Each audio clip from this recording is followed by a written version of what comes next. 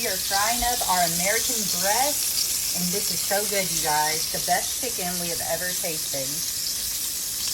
Okay, this is messy. Frying chicken is messy, but the wet dip here is buttermilk, egg, and hot sauce. And then our dry flour mix is just all-purpose flour, panko breadcrumbs, salt, pepper, and then some Kinders. Kind of the buttery Kinders is really good in here.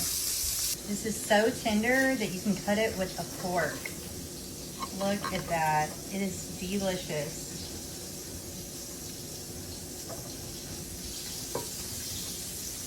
Then you have your delicious finished American breast.